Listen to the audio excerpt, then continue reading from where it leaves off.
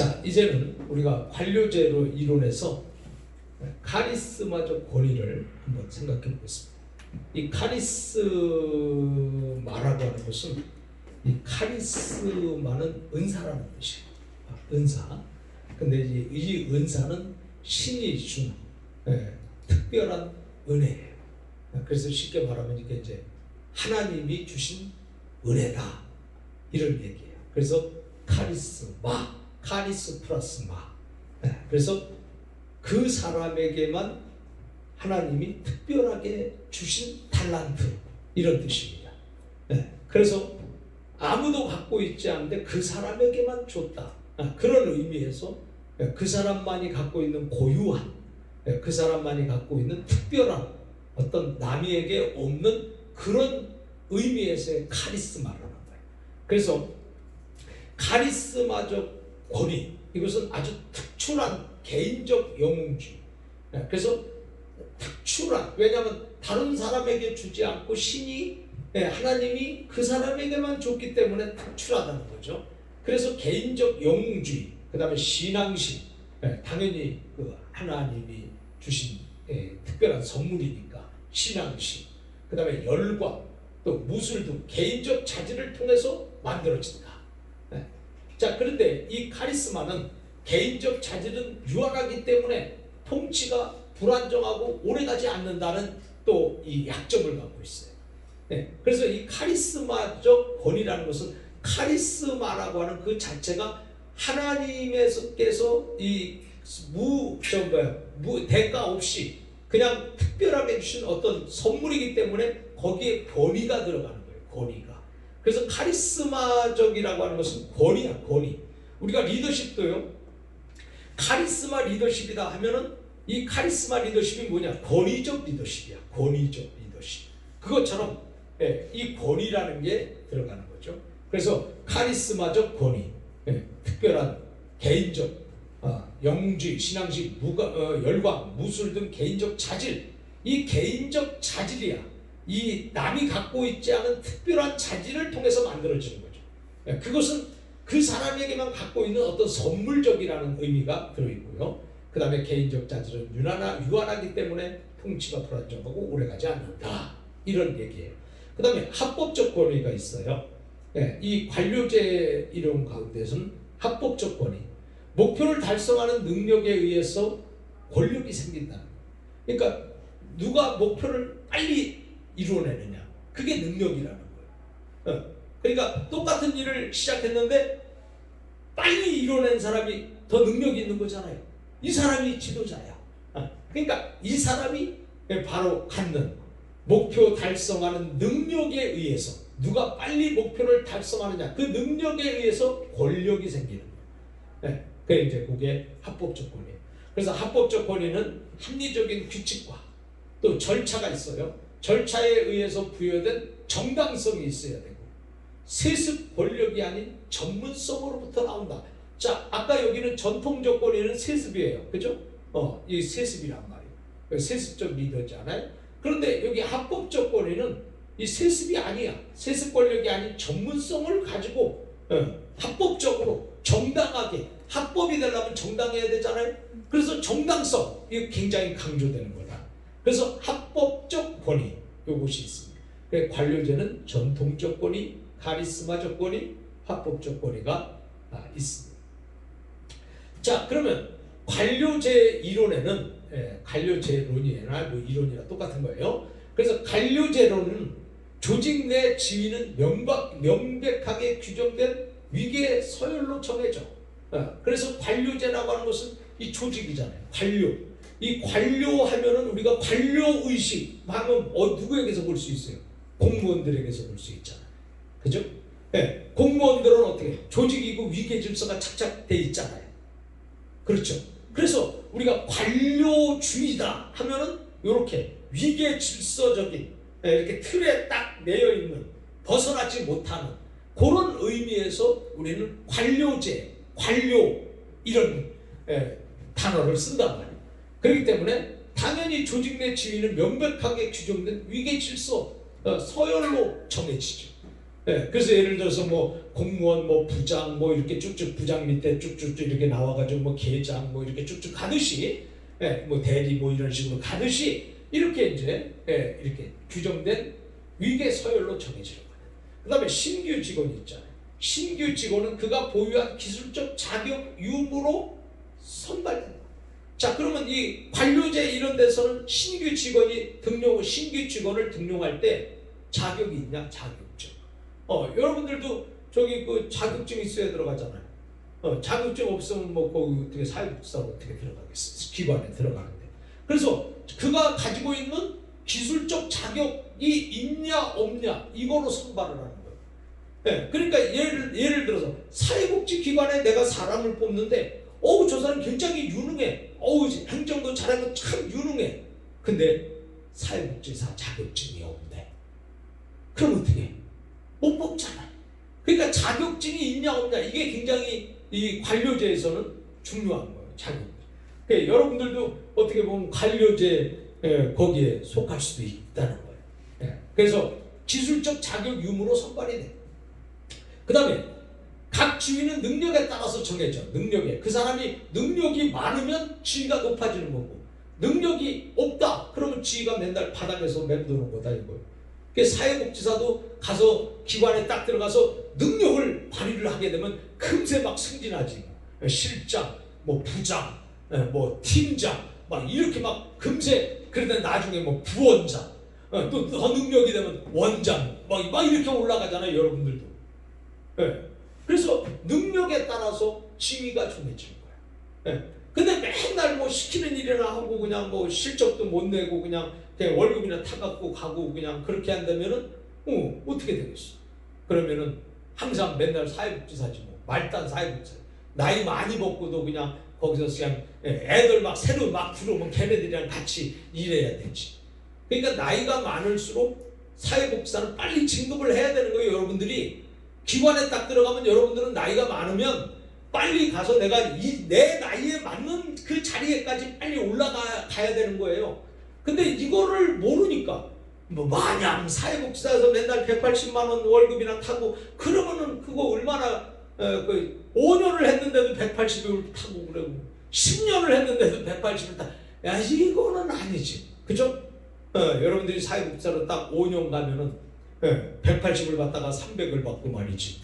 막 이렇게 막 받아야 되는 거예요. 충분히. 왜냐하면 5년이면 슈퍼바이저예요. 슈퍼바이저면 월급이 최소한 250 이상 되잖아요. 그럼 뭐 쭉쭉 가는 거지. 그러니까 5년 동안에 슈퍼바이저가 안 돼가지고 맨날 180만 받고 있으면 얼마나 비참하겠어. 그럼 이제 새로운 밑에서 들어오는 사람한테 밀려가지고 위로 올라갈 수도 없고 밑에 사람들한테 밀리니까 어떻게 해야 돼? 잘리는 거지. 그래서 이렇게 능력에 따라서 각 지위는 능력에 따라서 정해진다. 병원을 예를 들면 의사는 처방에 배타적인 권한을 가지고 재무 담당자는 의료 장비나 기타 기자재 구입에 관한 권한을 갖고 이런다는 거죠. 자, 그 다음에 지위는 전문적인 훈련을 통해 얻어지는 전문화 수준을 반영한다. 자, 지위가 그 사람이 갖고 있는 이 지위가 전문적인 훈련을 받은 사람이야. 그래서 전문적인 훈련을 받고 거기서 전문화가 된 사람이야.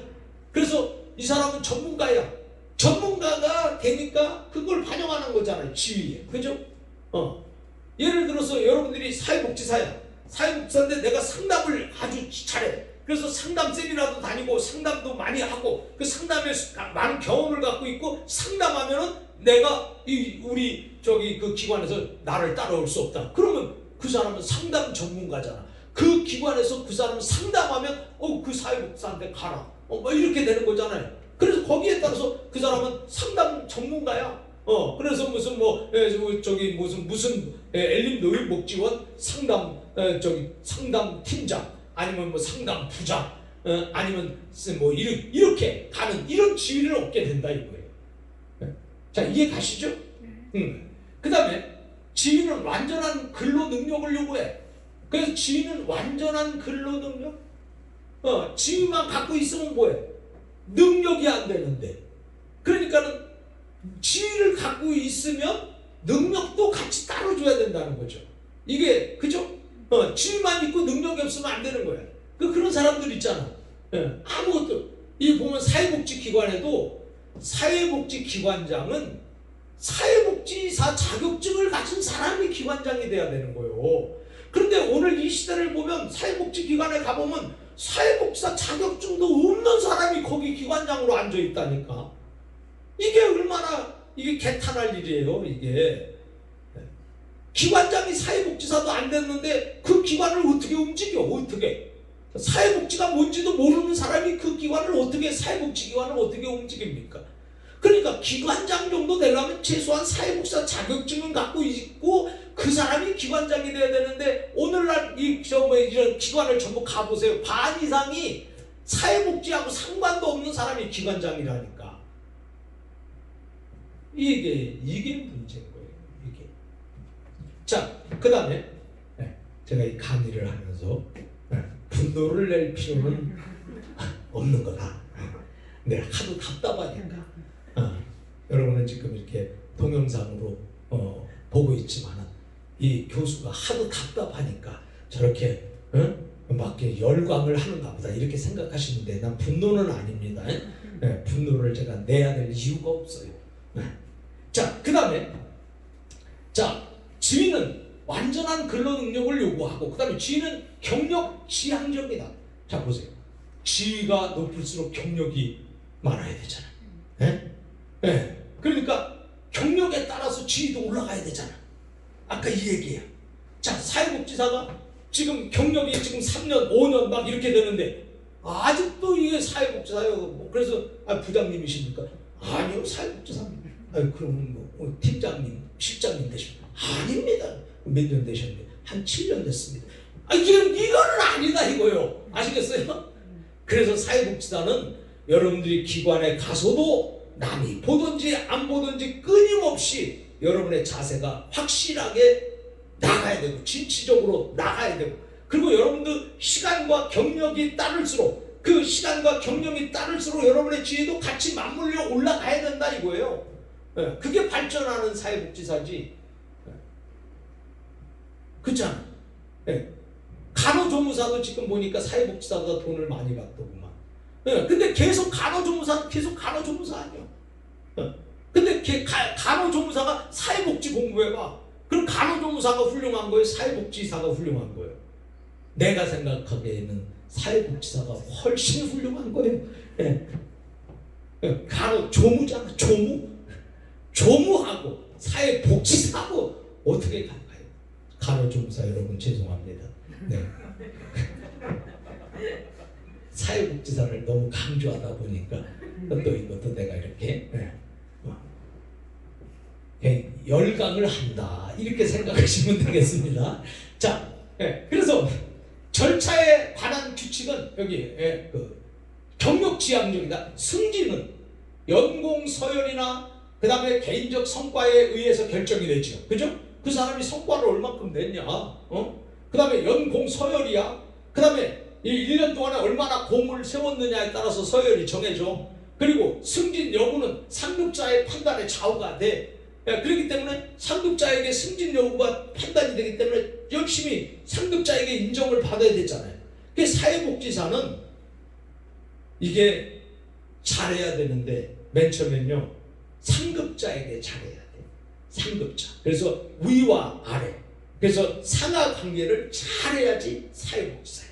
오케이? 그 다음에 좌우. 이 좌우를 또 잘 관계를 해야 돼. 좌우라고 하는 것은 우리 회사 동료, 회사 동료, 좌우, 회사와 동료에서 내가 관계를 잘 해야 되는 거야. 그 다음에 밑에, 아까는 상, 지금은 하, 나와 부하 간의 관계가 좋아야 되는 거야. 오케이? 그래서 십자 관계가 있는 거야. 십자 관계. 그래서 십자 관계는 보세요. 위와 아래 상급자죠. 그 다음에 아래는 내 밑에 직원들, 부하들이란 말이야. 그 다음에 좌우, 이 좌에는 우리 회사, 우, 우리는 회사 동료. 이렇게. 그래서 이 사회복지사는 이 더하기 관계가 좋아야 된다. 이런 얘기입니다. 자, 그 다음에 절차에 관한 규칙은 일의 합리적 조정에 관한 규정을 포함한다. 그래서 규칙은 합리적 조정에 관한 규정이 있죠.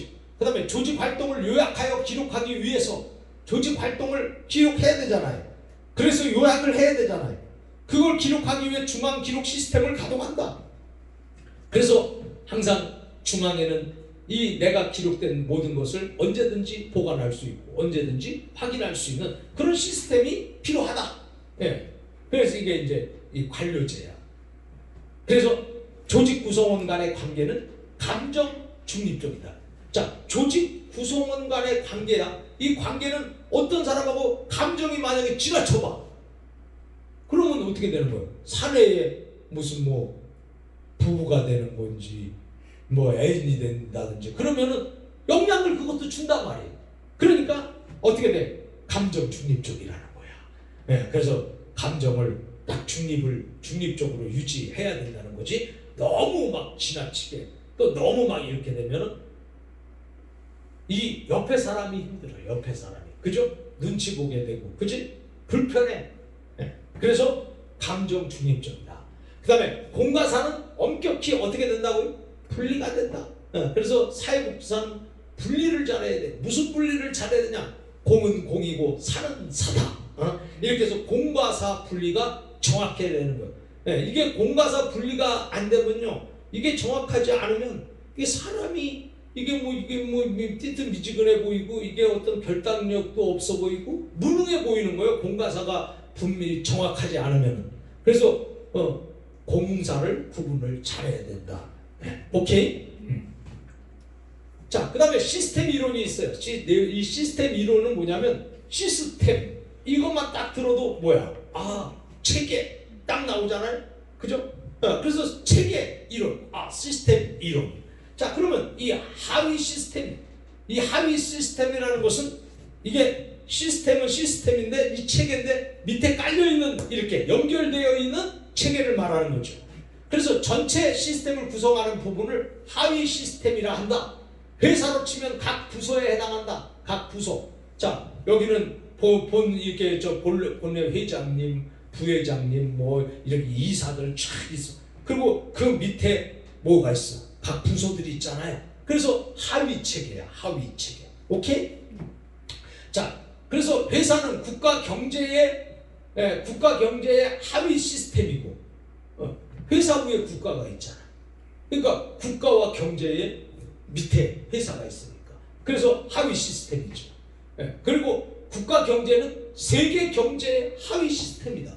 자, 그러면 우리 국가는 세계 경제에 또 우리 대한민국 국가가 경제가 있잖아.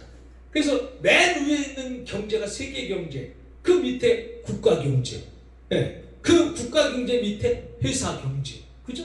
이렇게 해서 이거 내려가는 이게 하위 시스템. 오케이? 이해가죠? 자, 그 다음에 시너지라는 게 있어. 시스템 이론에서 시너지 이론. 자, 그러면 이 시너지는 뭐냐? 전체는 부분의 합보다 크다는 것을 의미한다. 자, 여기서 여기와 요 부분끼리 요만한 게 커? 아니면 전체가 커? 전체가 크지. 그러니까 전체가 더 힘이 있는 거지. 그죠? 자, 그러다 보니까 부분들이 합력하면 개별적으로 활동한 것보다 생산성이 증대된다. 자, 여기 봐.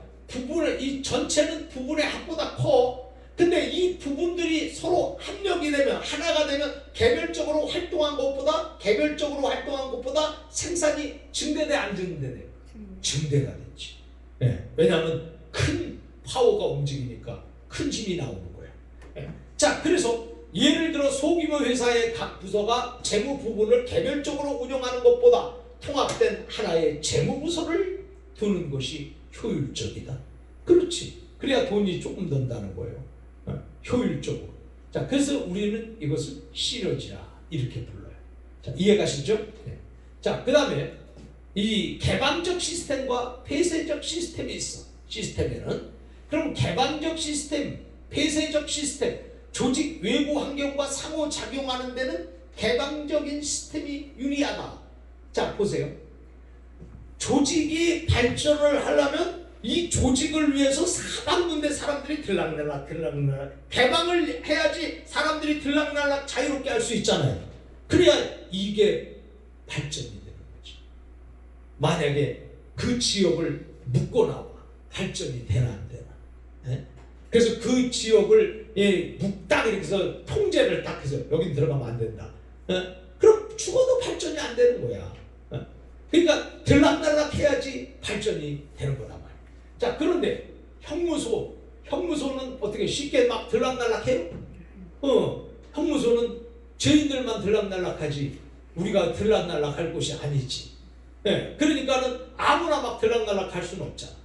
자, 그래서 우리는 여기 폐쇄적 시스템이 있고 개방적 시스템이 있다.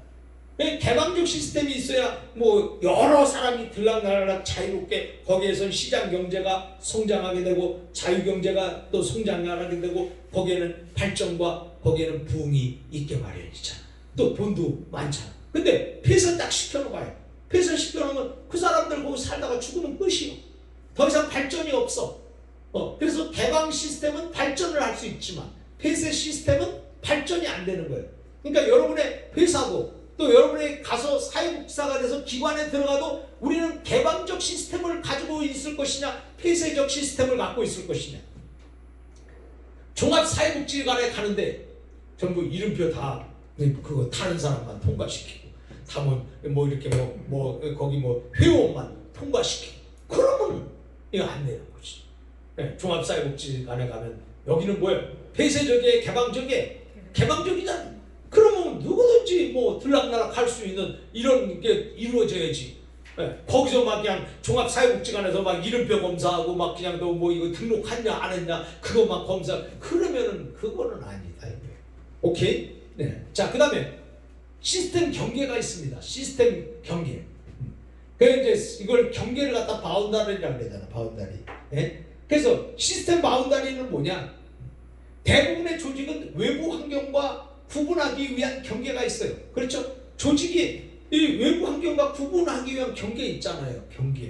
경계가 있다. 폐쇄적 시스템은 경계가 경직적이고 개방적 시스템은 경계가 유연하다.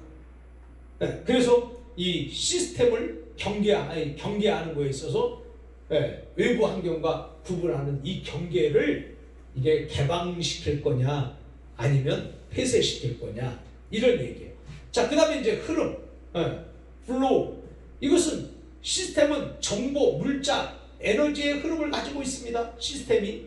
이런 흐름, 이 정보나 물자나 에너지의 이 흐름을 가지고 있는 이 시스템, 이것들은 외부 환경에서 시스템 내부로 투입이 돼. 자, 흐름이라는 것은 외부에서 안으로 지금 들어온다는 얘기예요. 그래서 생산 공장의 원료가 대표적이다. 생산 공장의 원료가 대표적이야. 시스템 안에서 생산된 결과물은 시스템 외부로 산출한다. 자, 이게 뭐냐면 공장에 원료가 들어오잖아. 그죠? 공장에는 원료가 들어와서 나갈 때는 뭐로 나가? 물건으로 나가잖아. 오케이? 네. 자, 그러니까 여기에는 공장에 처음에 들어올 때 이게 재료가 들어와. 재료가 들어와서 이게 나갈 때는 이게 어떤 상품으로 나간단 말이야. 이게 흐름이단 말이지. 자, 여기에 대해서 이해를 했습니까? 자, 그러면 시스템 이론에는 첫째 투입이 있어. 투입. 네. 투입은 집어넣는다는 거 아니에요. 그래서 투입은 시스템에 투입되는 인적, 물적 자원, 기획, 위임을 포함한다. 자, 이런 것들이 투입이 되는 거야. 시스템에는 인적 자원, 물적 자원, 기획하는 거, 위임하는 이런 것들이 포함하고 가장 중요한 투입은 서비스 수급자다. 그래서 서비스를 받는 사람, 이 서비스 수급자. 그래서 수급자는 어떤 욕구가 있어야 기관에 온다. 그렇죠. 기관에 수급자가 없으면 기관에 할 일이 없는 거예요. 그래서 우리는 기관에 이렇게 수급자는 어떤 욕구가 있어야 기관에 온다. 기관은 자체 서비스나 프로그램 중 수급자에게 필요한 것을 정해. 그리고 수급이 결정되면 클라이언트는 변화 과정에 들어간다. 이런 얘기. 자, 그 다음에 이제 과정이 있어. 투입이 있고 과정이 있어. 이 과정은 변환 과정이에요. 바꿔지는 과정. 이것은 투입이 산출로 변형되는 과정으로서 경제적 지원, 의료 서비스, 사회복지 서비스 등과 같은 것들이 구체적인 서비스와 프로그램으로 나타나게 되는 것이다. 자, 그 다음에 이제 산출이 있어. 산출. 사회복지기관은 클라이언트의 사회 경제적 문제에 대해서 어떤 조치를 취할 책임이 있어요. 그 조치의 결과가 산출이다. 그래서 이렇게 쓰는 조치의 결과가 산출이야. 그리고 피드백이라고 하는 것은, 피드백은 시스템 통제의 핵심이에요. 그래서 시스템 외부로부터 피드백되는 정보는 시스템 작동의 오류를 바로잡는데 매우 유용하다. 자, 이렇게 했잖아요. 이 과정을 이렇게 보면 여기서 봐. 여기 투입해서 산출하고 그걸 다시 피드백해서 다시 투입으로 가는 이 시스템 모델을 여러분이 살펴보았습니다.